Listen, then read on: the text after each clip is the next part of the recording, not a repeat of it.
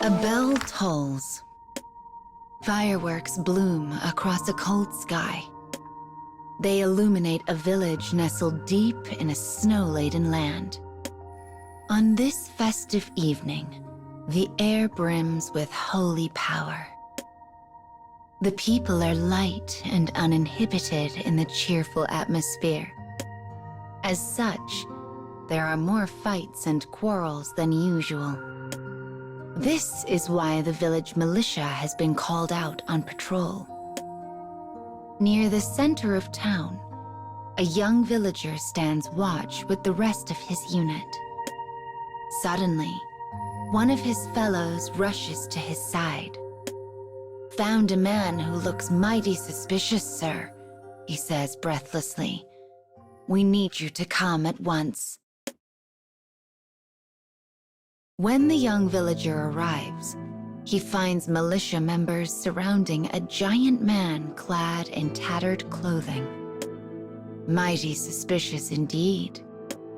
Though they outnumber him, the massive man has an imposing air, and the young villager finds himself briefly at a loss. Clearly, this is no ordinary person. Mayhap he's a wandering criminal, or a villainous bounty hunter in pursuit of his prey. Regardless, the young man readies himself for battle and takes a step toward the stranger. But the giant merely raises his hands in the air and surrenders. Strangely, the villager feels disappointed. Going through the giant's things, they find mountaineering ice axes carefully cared for. In that moment, the young man realizes who the stranger is. There is a sacred peak in the mountains beyond town, one that has yet to be conquered by man. This adventurer is attempting to be the first. It is not the young man's first time meeting such adventurers. Their town, you see, is the nearest one to the mountain, and therefore known as a base of operations for would-be climbers. But that is not all. The deep wrinkles carved into the giant's face, the stately, austere expression he wears, the unsociable, taciturn air that makes him so out of place on this most festive of nights. Oh yes, the villager has seen him somewhere before.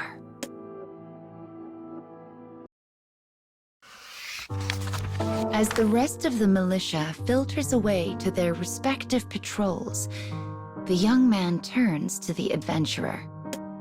"Apologies, but everyone's rather excitable tonight. I'll be keeping an eye on you to make sure you don't get up to trouble."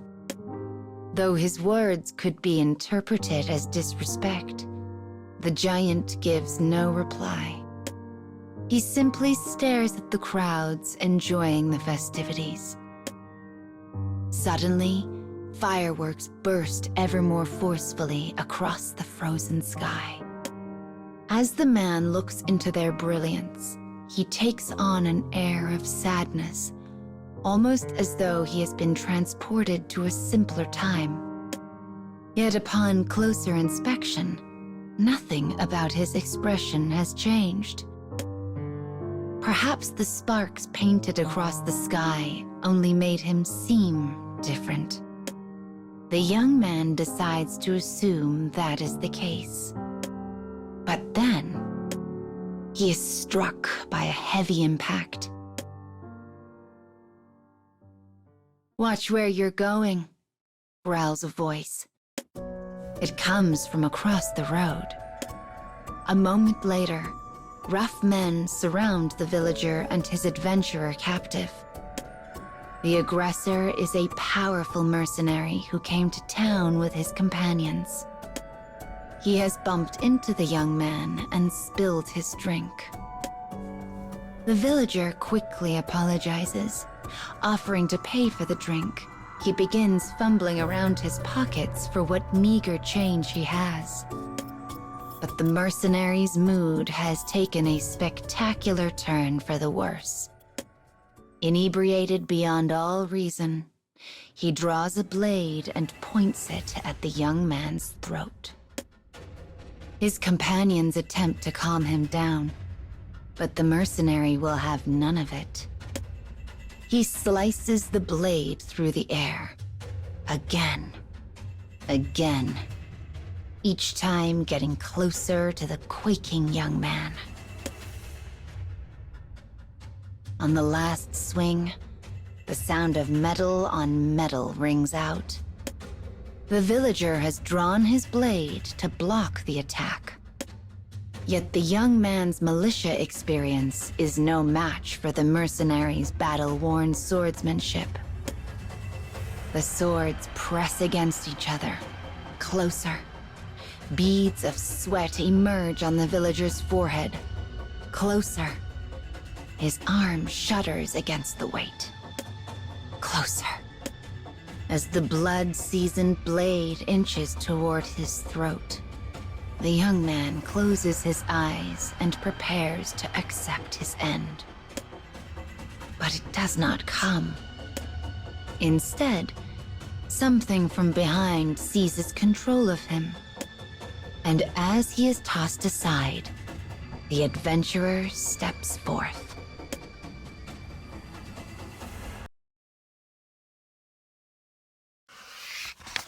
The adventurer glowers at the unruly mercenary before rearing back and unleashing a single massive fist. The mercenary crumples lifelessly to the ground. As the villager stares on in wonder, the adventurer places a gentle hand on his shoulder. All tension flees at the touch. He looks up to find a kindly smile. In that moment, he remembers his own father's face. Adventurers beyond counting have attempted to conquer the sacred peak and never returned. The young man's father was among their number. Though he typically keeps his emotions in check, this time they spur him to action before he realizes it.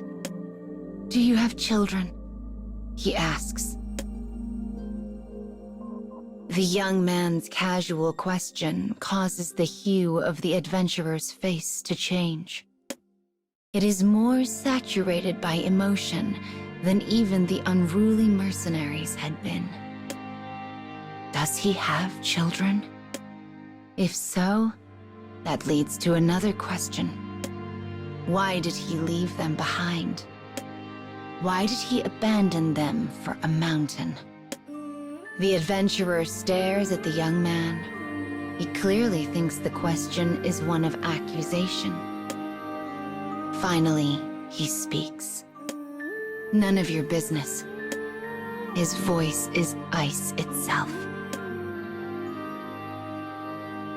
In the stillness, another firework bursts into life above.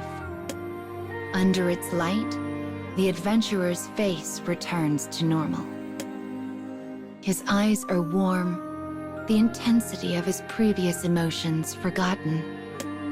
Yet there is another strange glint in his eye, one that does not betray fierce feelings.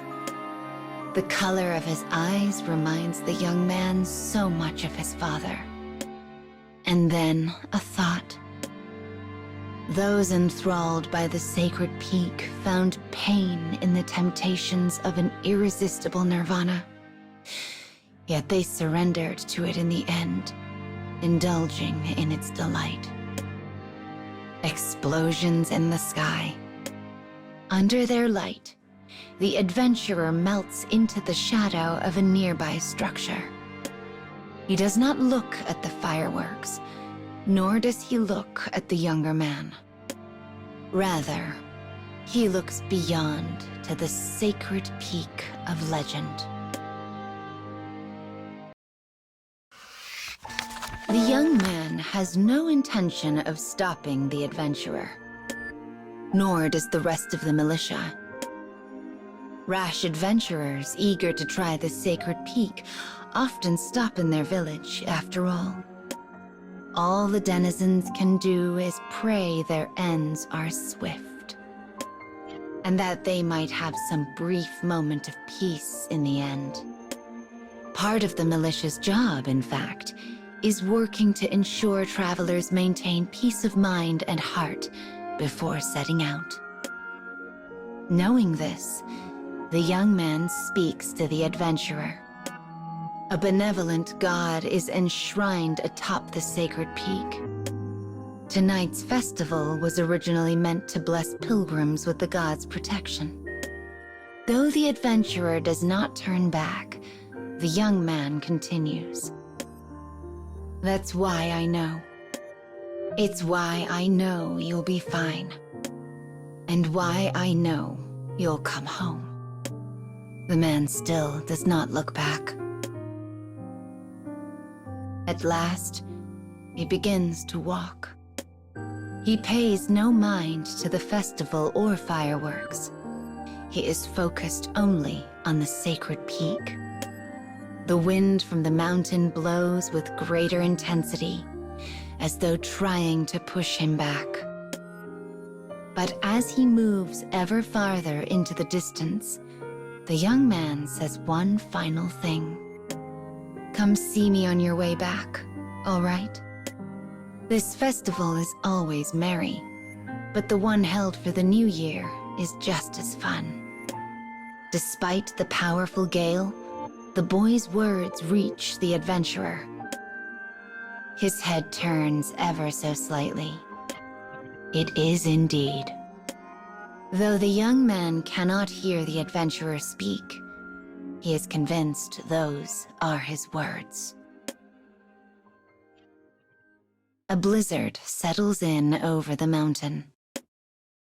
With a sigh, the young man removes a small handmade doll from his pocket. He remembers the day he quarreled with his father, the man who continually ignored his family. He left the house afterward only to be swallowed whole by the sacred peak. The young man had been planning to give him the doll. Though a dingy thing with fraying threads and loose stuffing, it was a perfect representation of how he felt about his father. My father was the same. He also had feelings he could never set free.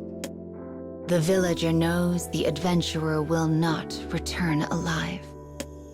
And yet, perhaps there is the slightest smidgen of a chance. Perhaps he will find a way to strive through the hardships and return home to his family. With that thought in his mind, the young man begins to pray. He does not know what the adventurer's children are like, or even if he has any. But he does not want them to end up like him, even though he has been left behind. The young villager continues to pray to this very day, for in his heart, he is still a child who yearns to see his father once more.